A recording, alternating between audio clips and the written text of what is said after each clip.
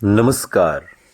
आप सुन रहे हैं द बॉलीवुड रेडियो और मैं हूं आपके साथ आकाश।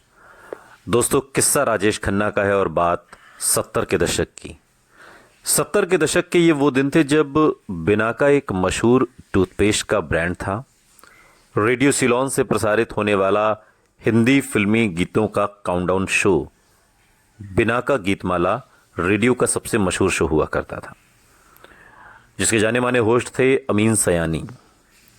राजेश खन्ना का जो जादू था उस दौर में, उनके जादू से ये शो भी अछूता नहीं था। ऐसा लगता था जैसे राजेश खन्ना ने इस रेडियो शो पर भी अपना जादू चला दिया है। जिस समय उनका सुपरस्टारडम चरम पर था, अक्सर टॉप 5 में से एक दो गाने राजेश खन्ना की फिल्मों के होने लगे थे। 1970 में फिल्म दो रास्ते का बिंदिया चमकेगी और 1971 में अंदाज का जिंदगी एक सफर है सुहाना उस साल के टॉप गीत रहे।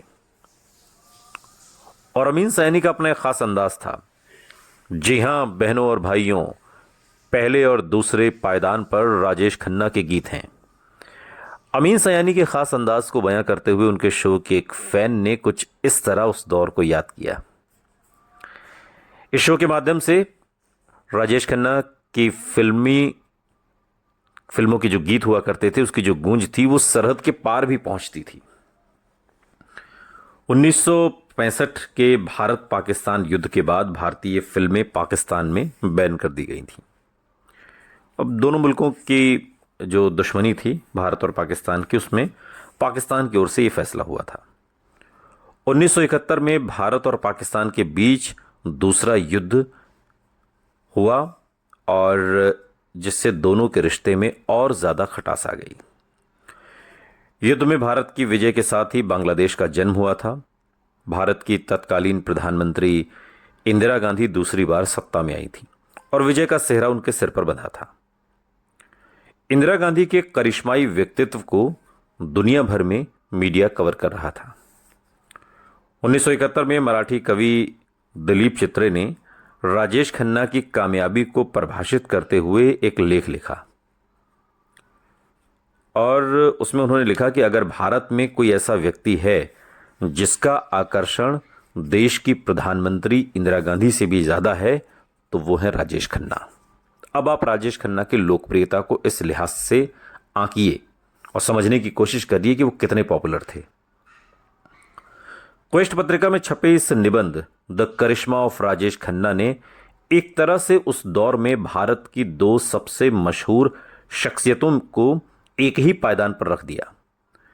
दिलीप चित्रे ने लिखा कि लाखों भारतीय सिनेमा हॉल्स में घंटों तक ये देखने के लिए लाइन लगाते कि कैसे राजेश खन्ना अपनी मुस्कान से उनका दिल जीतेंगे, कैसे वो शराब पीकर झूमेंगे, कैसे वो अपना गुस्सा दिखाएंगे, कैसे फुसफुसा कर उनके प्यार के दो बोल उनको कह जाएंगे या फिर कोई खूबसूरत गीत गुनगुनाने लगेंगे।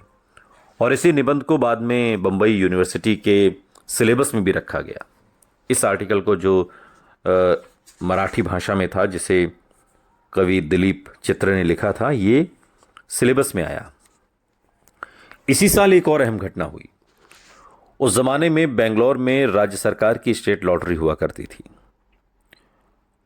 राजेश खन्ना की लोकप्रियता को देखते हुए सरकार को लगा कि अगर लॉटरी का जो लकी नंबर है वो राजेश खन्ना के हाथों निकलवाया जाए तो लॉटरी का अच्छा प्रमोशन होगा। लकी नंबर निकालने का पूरा आयोजन विधानसभा के पास मैदान में रखा गया था। अगर आप बेंगलोर गए हैं, बेंगलुरु, तो आपने विधानसभा के बाहर का मैदान देखा होगा कि वो कितना विशाल है। उसी में यह कार्यक्रम का आयोजन किया गया था। उस दिन राजेश खन्ना ने अपने साथ लेखक जावेद अख्तर को भी ले लिया ताकि सफर करते समय कुछ स्क्रिप्ट पर चर्चा हो जाए। लेकिन जैसे ही राजेश खन्ना उस मैदान में पहुंचे, वहां का माहौल देखकर वो सन्न रह गए। सालों बाद एक इंटरव्यू में जावेद अख्तर याद करते हुए कहते हैं कि मुझे नहीं लगता कि मैं ऐसा मंजर दोबारा देख पाऊंगा। राजेश खन्ना को देखते ही 50,000 लोगों की आवाज एक साथ निकली। वो जैसे सीजर की तरह थे, जूलियस सीजर। वो मंजर अविश्वसनीय था, सालों बाद एक इंटरव्यू में जावेद अख्तर उस पल को याद करते हुए कहते हैं, उस दिन बेंगलोर की सड़कें खाली थीं और करीब 50,000 लोग एक शख्स को देखने के लिए एक जगह पर जमा थे, मानो राजा के सामने हाजिरी लगाने के लिए उसके दरबारी आए हों। दूर दूर तक जमा भीड़ में सिर्फ लोगों के सिर नजर आ रहे थे। ये राजेश खन्ना के सुपरस्टारडम की अब तक की सबसे बड़ी नुमाइश थी। उस दिन को याद करते हुए राजेश खन्ना ने बाद के दिनों में कहा था एक इंटरव्यू में, जब उनसे पूछा गया था तो वो कहते हैं कि मुझे लगा कि मैं भगवान के बराबर खड़ा हो गया हूं। मुझे अभी भी वो लम्हा याद है जब पहली बार मुझे एहसास हुआ कि कामयाबी कितनी अद्भुत हो सकती है। ये आपको हिलाकर रख देती है, जैसे आप इंसान हैं ही नहीं। वो कहते हैं कि फिल्म अंदाज के फौरन बाद हुआ था। बेंगलोर की विधानसभा में लॉटरी ड्रॉ था। मुझे याद है कि 10 मील तक सिर्फ लोगों के सिर के अलावा कुछ नजर ही नहीं आ रहा था और इतने लोगों की आवाज एक साथ गूंज रही थी और ऐसा लग रहा था जैसे पुराने रोमन साम्राज्य का कोई स्टेडियम हो। आप यकीन नहीं करेंगे, वो मंजर देखकर मैं बच्चों की तरह रो पड़ा था। किसी तरह मुझे जावेद अख्तर ने संभाला। बेंगलोर में घटी यही वो घटना थी जिसमें सही मायने में राजेश खन्ना की अपने विराट स्टारडम से मुलाकात हो गई। उस दिन खुद अपने जहन में उनका रुतबा कई गुना ज्यादा बढ़ गया और उन पलों में शायद वो खुद को शोहरत की बुलंदी पर महसूस कर रहे थे। आखिरकार जज्बात संभालना जब मुश्किल हो गया तो वो आंखों से बह निकले। बहुत रोए राजेश खन्ना उस दिन। सालों बाद एक इंटरव्यू में खुद जावेद अख्तर बताते हैं कि मैंने राजेश खन्ना को बच्चों की तरह रोते हुए देखा। अगर मैं ना होता तो न जाने उन्हें कौन संभालता। आज के दौर में तो पीआर मशीनरी एक्टर्स को स्टार बनाने की कोशिश में लगी रहती है, सब कुछ मैनेज किया जाता है। मगर उस दौर में राजेश खन्ना के लिए लोगों का दीवानापन किसी पीआर मशीनरी के दिन नहीं था। लेखक सिद्धार्थ भाटिया कहते हैं कि वो मासूमियत का दौर था। आज का स्टारडम स्टेज मैनेज्ड होता है, लेकिन वो स्वाभाविक और रफ्तार से फैला था, बिना किसी बाहरी मदद के। उन्होंने फैंस का जैसे एक पंथ शुरू कर दिया था। यह शायद सच था क्योंकि जिन लड़कियों ने उन्हें अपने खून से खत लिखे थे वो किसी ब्रेकिंग न्यूज़ के लिए स्टंट नहीं कर रही थी। ये पूरा दीवानापन जैसे किसी सामूहिक सम्मोहन की तरह था और इस दीवानेपन के गवाह उस दौर में फिल्म इंडस्ट्री के कई अभिनेता रहे। अपने एक इंटरव्यू में अभिनेता नवीन निश्चल उस दौर को याद करते हुए कहते हैं कि यकीन कीजिए, जिस तरह का सामूहिक उन्माद या मास हिस्टीरिया राजेश खन्ना ने जगाया था, मुझे नहीं लगता कि अमिताभ बच्चन भी वैसा कर पाए। और मैं उस दौर का गवाह रहा हूं। मैं खुद एक शादी के रिसेप्शन में ताज होटल गया था। जब मैं अंदर जा रहा था तो काका बाहर आ रहे थे। हम एक दूसरे के करीब से गुजरे और तभी मैंने वो कभी न भूलने वाला सीन देखा। मैंने देखा कि आगे आगे काका हैं और लोगों की बहुत भारी भीड़ बस उनके पीछे पीछे चल रही है, चले जा रही है, और ये न भूलने वाला मंजर था। मैं उसे याद करता हूं तो आज भी मेरे रोंगटे खड़े हो जाते हैं। बाद के दिनों में नवीन निश्चल ने एक इंटरव्यू के दौरान ये तमाम बातें कही। ये तूफान सिर्फ बाहर ही नहीं था, कामयाबी की ये आंधी जैसे उन्हें अपने साथ उड़ा कर ले जा रही थी और इस कामयाबी ने उनकी जिंदगी को पूरी तरह से बदल कर रख दिया। जिंदगी की लगाम उन्हें अक्सर अपने हाथों से छूटती हुई नजर आती। उसी दौर में दिए अपने एक इंटरव्यू में उन्होंने कहा, किसी फिल्म के प्रीमियर पर 10 कारों में 10 स्टार्स आते थे, लेकिन जब मेरी कार पहुंचती थी तो मास हिस्टीरिया जैसा मंजर खड़ा हो जाता था। मैं खुद अपने सुपरस्टारडम से डर गया था और अपने अंदर के इस हलचल को काबू करना मेरे लिए मुश्किल होता जा रहा था। ये चीजें राजेश खन्ना को बदल रही थीं और इन कामयाबी के बाद राजेश खन्ना में आए बदलावों की बात करते हुए सलीम खान एक इंटरव्यू में सालों बाद कहते हैं, आपकी पूरी लाइफ चेंज हो गई है। आपके लिए लोगों का नजरिया बदल गया है। आपकी एक झलक के लिए भीड़ आपके पीछे भाग रही है, फैंस दीवाने होकर कपड़े तक फाड़ दे रहे हैं। कैसे मुमकिन है कि आप में बदलाव ना आए? कई लोगों को ऐसे हालात जिंदगी में हम्बल होना सिखाते हैं, तो कई लोग कामयाबी को संभाल ही नहीं पाते। बदलाव अच्छा भी हो सकता है, बुरा भी हो सकता है, लेकिन बदलाव आएगा, यह तय है।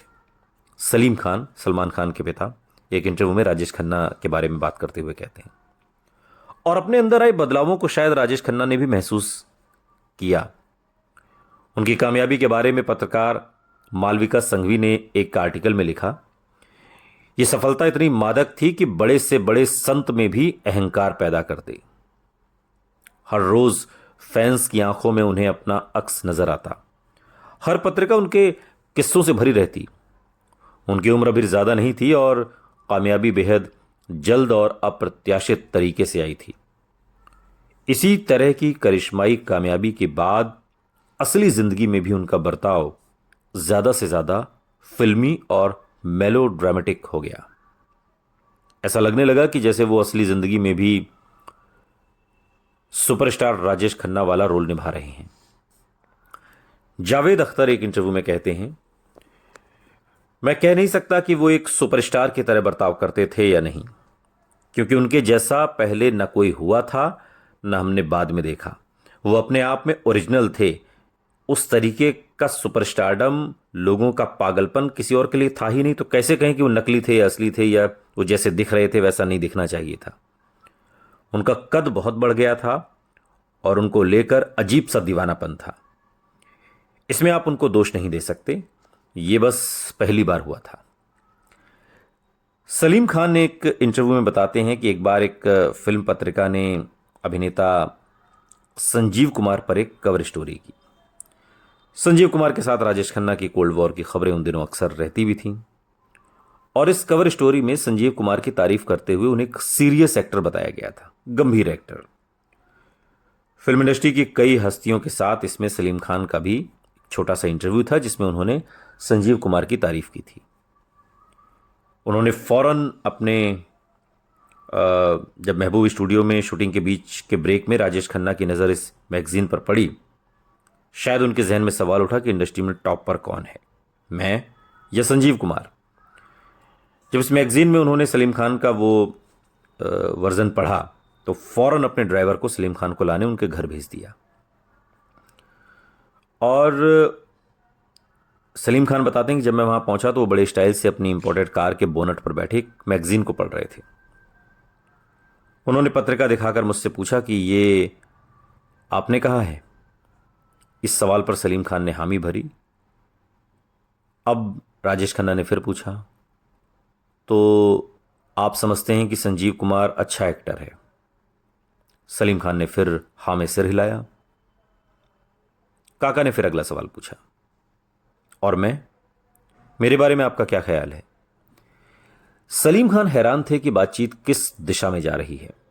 पत्रिका की कवर स्टोरी संजीव कुमार के बारे में है, उसमें राजेश खन्ना का जिक्र तक नहीं है, फिर उनके साथ ये पूछताछ क्यों हो रही है? सलीम खान हैरान थे।